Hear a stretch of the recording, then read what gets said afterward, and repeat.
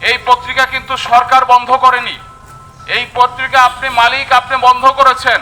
যখন মাইরের ভয় পেল তখন কিন্তু ঠিকই কেউ পালিয়ে গেলেন, কেউ ক্ষমতা ছাড়তে বাধ্য হলেন।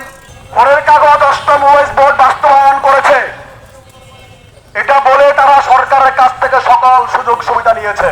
আমরা চাই না একটা পত্রিকা এভাবে বন্ধ হয়ে যাক। আপনারাও এটা করতে পারেন না, কোনো নোটিশ ছাড়া একটা পত্রিকা এভাবে বন্ধ করে দিতে পারেন না। এই পত্রিকা কিন্তু সরকার বন্ধ করেনি। এই পত্রিকা আপনি মালিক, আপনি বন্ধ করেছেন। গত 15টা বছর, গত 16টা বছর আপনারা নানাভাবে, নানা উপায়ে সাংবাদিকদের নির্যাতন এবং শোষণ করেছেন, সেটা আমরা দেখেছি। আমরা কথা বলতে পারিনি, আজকে কথা বলার সময় এসেছে। আমরা বাক স্বাধীনতা পেয়েছি, আমরা লেখার স্বাধীনতা পেয়েছি। আপনারা তখনই পরের কাগজটি বন্ধ করে দিয়েছেন। কেন দিয়েছেন?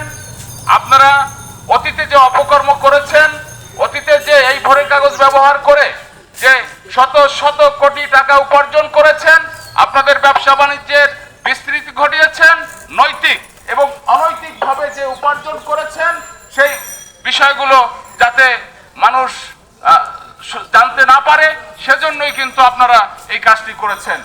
আমরা বলবো, আপনারা এই যে দুর্ভোগে যে ফেলেছেন, এই আক্রান্ত সাংবাদিক কর্মচারীদের যে পাওনাটা আছে সেটা অনতি বিলম্বে দিয়ে দেন।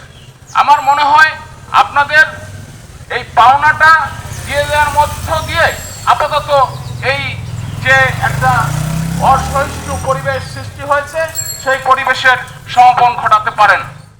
আপনাদের এই মুহূর্তে আপনাদের দাবি দেওয়া অষ্টম ওয়াইজ বোর্ড অনুযায়ী আপনাদের পিছনের দাবি দেওয়া পাওয়াই মূলত আপনাদের দাবি। এই দাবি যদি আপনারা আদায় করতে চান, আমার দীর্ঘ অভিজ্ঞতায় দেখেছি যে রাস্তায় দাঁড়িয়ে আন্দোলন সংগ্রাম করে কিছু আওয়াজ তোলা যায়, কিন্তু বাস্তবে যদি দাবি আদায় করতে হয় তাহলে আপনাকে চাপ প্রয়োগ করতে হবে। আপনারা জানেন, ফ্যাসিস্ট আওয়ামী সরকারের সময় বহু মানুষ রাস্তায় দাঁড়িয়েছে, ফেসবুকে লিখেছে, কিন্তু কোনো কাজ হয়নি। যখন মাইরের ভয় পেল তখন কিন্তু ঠিকই কেউ পালিয়ে গেলেন, কেউ ক্ষমতা ছাড়তে বাধ্য হলেন, তখন কিন্তু ঠিকই ফ্যাসিস্ট তারা তাদের ফ্যাসিজমকে তারা বাদ দিতে বাধ্য হলো। যদি আপনারা আপনাদের এই দাবি আদায় করতে চান, আমি মনে করি আপনারা একটি প্রতারণার মামলা করবেন থানায়। 1 সপ্তাহের মধ্যে প্রতিবেদন দেওয়াবেন। 10 দিনের মধ্যে এই সাবরেশন চৌধুরী সহ যারা এই প্রতারণাগুলো করেছে, আপনাদেরকে যারা ঠকিয়েছে, যারা ক্রিমিনাল অ্যাক্টিভিটিস করেছে, এই সাবরেশন চৌধুরী এবং সেন তিনি একা নয়, তার পরিবারের লোকজন, শ্যামল দত্ত গং যারা ছিলেন আপনাদেরকে ঠকানোর জন্য, তাদের সবাইকে যদি আপনারা গ্রেপ্তারের ব্যবস্থা করতে পারেন, তাদের যদি আপনারা সামাজিকভাবে অবরুদ্ধ করতে পারেন, শুধু ধিক্কার ভর্ৎসনা জানালেই আপনাদের দাবি আদায় হবে না। যদি আপনারা সেই কাজটি করতে পারেন, আশা করি অতি দ্রুত এই দাবি আদায় হবে। কিন্তু আপনারা যদি সেই আদালতে যান, সে শ্রম মন্ত্রণালয়ে যান, সেখানে শ্রম আদালতে যাবেন, সে 10 বছর পরে আপনাদের এই দাবি আদায় হয়তো হবে, কিন্তু এতদিনে আপনাদের সেই দশক পেরিয়ে যাবে। সংবাদপত্রের ইতিহাস আপনারা সবাই জানেন যে আদালতের মাধ্যমে কিভাবে দাবি আদায় করা যায়, সেটা অনেক দীর্ঘ প্রক্রিয়া। কিন্তু আমরা এই স্বৈরাচার মুক্ত বাংলাদেশে আমরা আর কোনো বৈষম্যের শিকার হতে চাই না। আমরা চাই আমাদের দাবি দ্রুত আদায় করতে। এই জন্য যা করা দরকার আপনারা অতি দ্রুত করবেন। আপনারা সাবের চৌধুরীর ব্যবসা প্রতিষ্ঠান ঘেরাও করবেন, তার আগে আপনারা তার বিরুদ্ধে থানায় একটি মামলা করবেন, এরপর আপনারা জোর প্রয়োগ করবেন। অতি দ্রুত আপনারা আপনাদের দাবি যদি আদায় করতে না পারেন, তাহলে আপনাদেরকে আরো এই লম্বা সময় আপনাদেরকে রাস্তায় দাঁড়াতে হবে। বন্ধুগণ, আপনারা আরো শক্তভাবে আপনারা এগিয়ে যাবেন। ঢাকা রিপোর্টার্স ইউনিটি সহ আরো অনেক সাংবাদিক সংগঠন আপনাদের পাশে আছে, আপনারা দ্রুত এগিয়ে যান। আশা করি আপনাদের এই দাবি দ্রুত সফল হবে। কত নির্দয়, কত নির্গুণ হলে এরা এই কাজ করতে পারে? আজকের মূল্যস্ফীতির বাজারে 15,000 টাকা কি হয় বলুন? 34 বছর যদি 500 টাকা করে তার ইনক্রিমেন্ট হতো, এই লোকের বেতন দাঁড়াতো 40 থেকে 50,000 টাকা। জবাব দিতে পারবেন? কারা লুটপাট করেছে?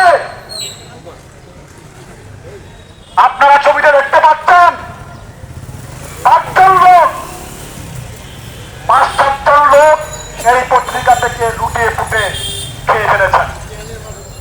কোটি কোটি টাকা তারা পত্রিকা থেকে নিয়ে গেছেন, কাউকে দেন নাই।